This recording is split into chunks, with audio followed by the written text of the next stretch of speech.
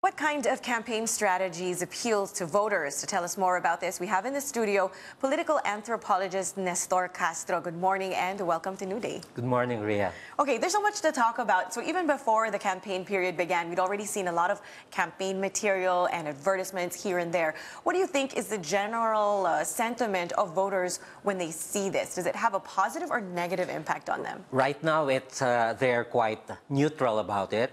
So what's happening right now is a combination of two different media. One is the traditional way of campaigning and social media. So while they see that on an everyday basis, the tarpaulins, the posters, they also look at their computers or their smartphones. So it's a battle right now. Okay. 2016 saw really how the impact that social media and the internet can have on political campaigns. Certainly, President Duterte used that medium to the hilt, and it brought him to Malacanang. What have we learned from that campaign? Well, there were things that were positive in 2016. We saw the impact, the strength of social media, because prior to that, people were still pessimistic about it, okay? But the Philippines was a test case in the world on the use of social media for political purposes. But now we've learned from it. So in 2016, there were a lot of fake sites. But now, prior to the midterm elections, Facebook has shut down many of these sites. So there will be alternative sites, mainly groups made up by, for example, millennials, or even those from the older generation. So it's a new battle that is happening right now. Speaking of that battle, how well-equipped is the COMELEC and other election watchdogs to actually monitor the content, the quality of it, and the quantity of it?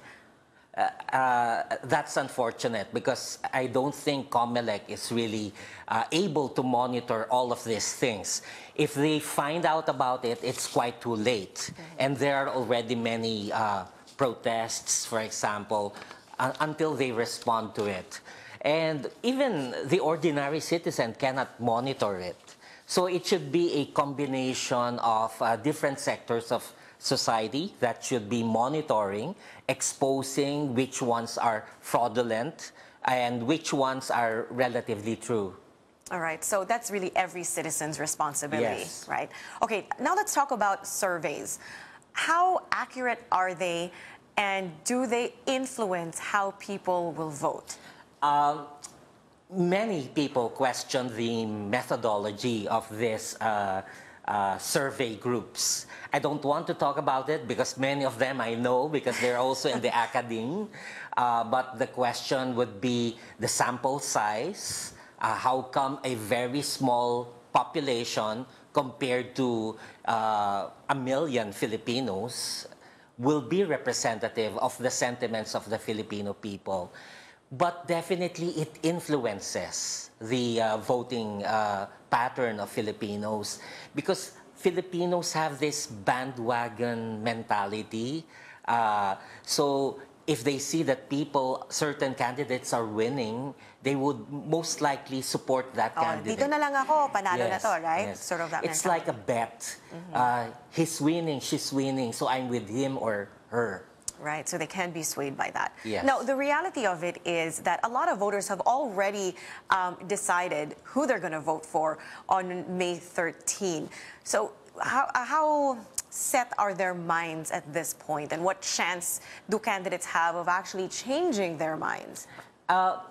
They have made their minds to certain candidates, but many Filipinos haven't filled in the 12 senatorial slots, for example.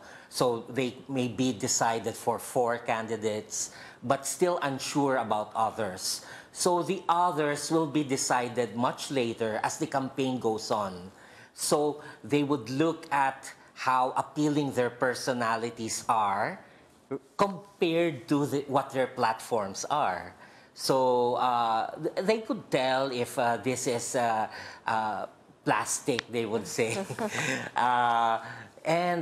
So for Filipinos, the personal factor still appeals, like oh, she's a townmate, oh, she's a relative, oh, he's a poor person just like me. So looking for that connection. Yes. But would you say the Filipino voter is sort of still at that level, rather than looking at that person's record, what they've achieved, what they've worked for? They're going to look at the personality more still?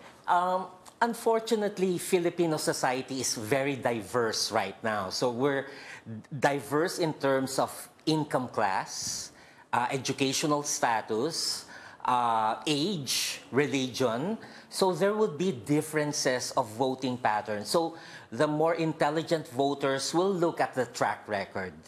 But there would be others who would really be swayed by this bandwagon mentality. Right. Well, having said that, I'm not saying that you should discount a person's personality, because that is important as well, aside from the record.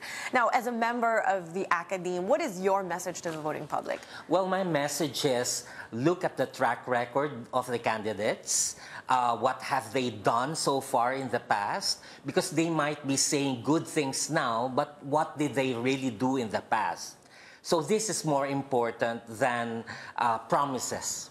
All right, fantastic. Thank you so much for your insights, political anthropologist Nestor Castro.